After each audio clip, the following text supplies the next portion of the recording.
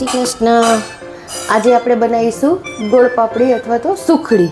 તો એના માટે જોશે આપણે અડધો કપ ઘી, 1 કપ લોટ ઘઉંનો, અડધો કપ ગોળ, એક ટીસ્પૂન મેં ગુંદનો પાવડર, ઠંડી છે એટલે અત્યારે, અને અડધી ટીસ્પૂન મેં સ્વીટ પાવડર લીધો છે, અને સર્વિંગ માટે આપણે થોડા ડ્રાય ફ્રૂટ લીધા છે। તો હવે આપણે ગેસ ચાલુ કરીશું।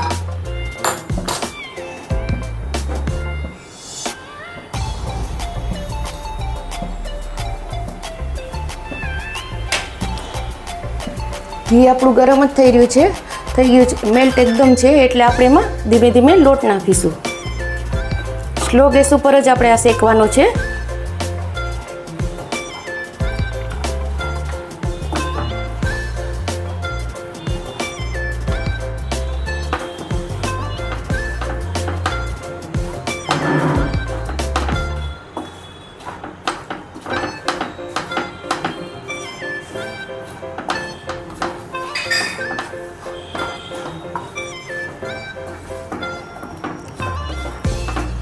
ધીમે ધીમે આપણો લોટ શેકાઈ જશે અને ઘી પણ છૂટું પડવા લાગશે।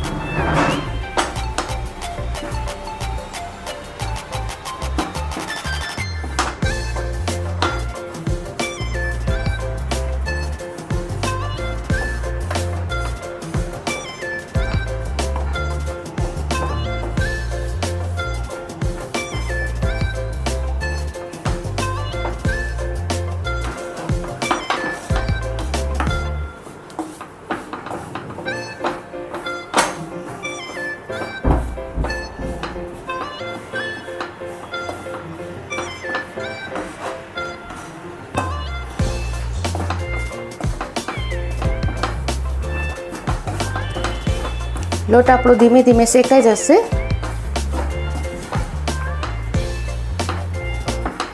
ઘી પણ છૂટું પડશે।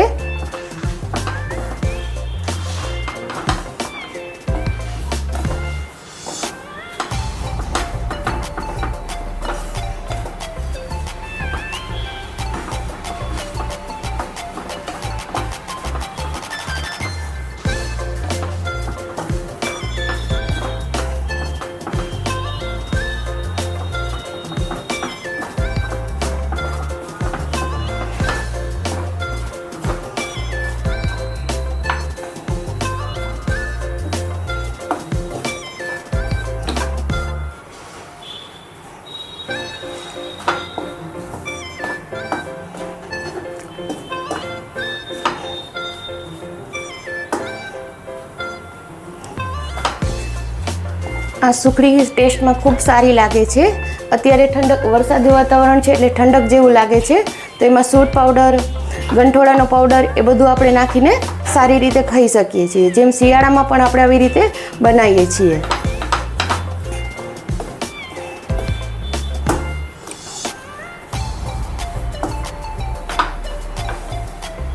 હું આ લોટ ધીમે ધીમે શેકી રહી છું।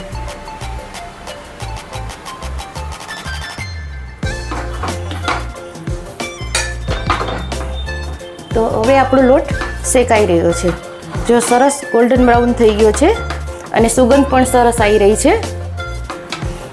હવે આપણે ગેસ બંધ કરી દઈશું।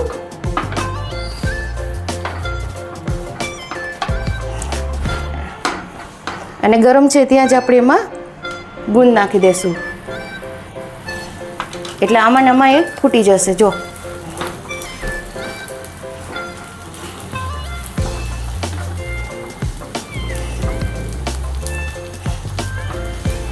ગુંદ ફૂટવાનો અવાજ આવી રહ્યો છે।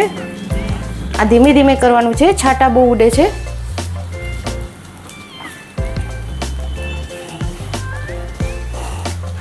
આ ગોળ પાપડી આપણે શ્રાવણ મહિનામાં પ્રસાદીમાં પણ કરી શકીએ અને રેગ્યુલરમાં પણ આપણે તો ખાઈ શકતા હોઈએ છીએ।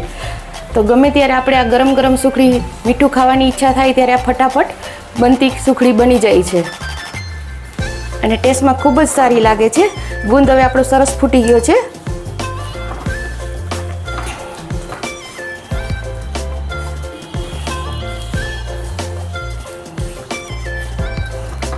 અને આપણું મિશ્રણ પણ સરસ થઈ ગયું છે. પેનમાં એક સાઈડ આવી રહ્યું છે. હવે એમાં આપણે નાખીશું સૂટ પાવડર.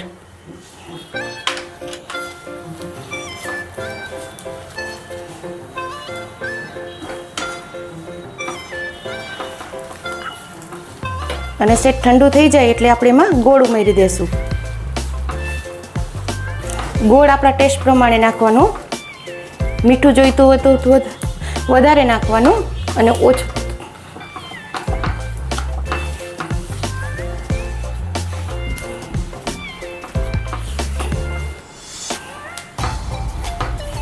એક કપ લોટમાંથી 1 ટેબલ સ્પૂન જેટલો લોટ બચ્યો છે મારે, એટલે પોણા કપથી વધારે આપણે જોશે થોડો.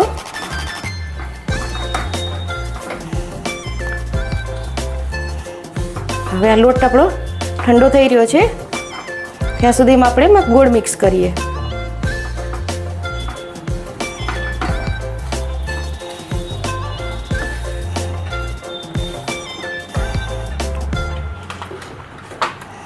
ગોળ આપણે જોઈતા પ્રમાણમાં કરીશું.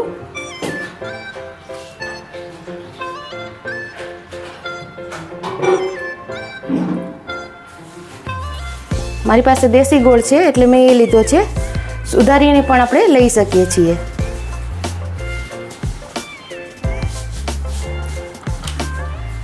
હજુ આપણે થોડો જોશે.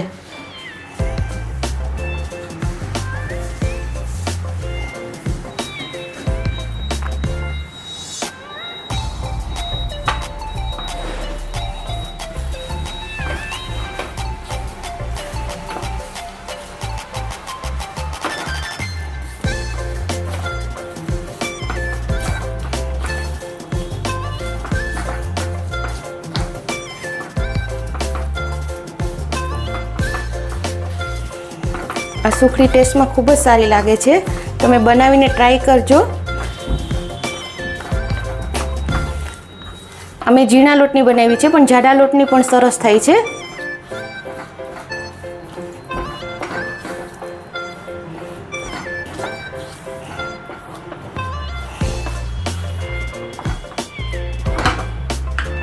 અરે બાપ,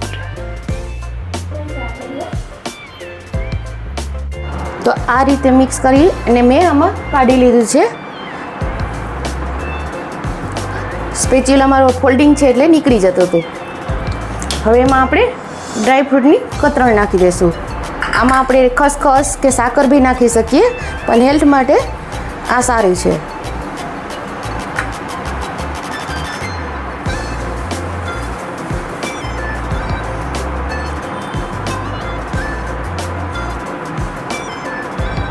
અને 2 મિનિટ આપણે એને ઠંડુ થવા દઈશું. પછી આપણે એને સર્વ કરીશું. તો તૈયાર છે આપણી ગોળ પાપડી અથવા સુખડી,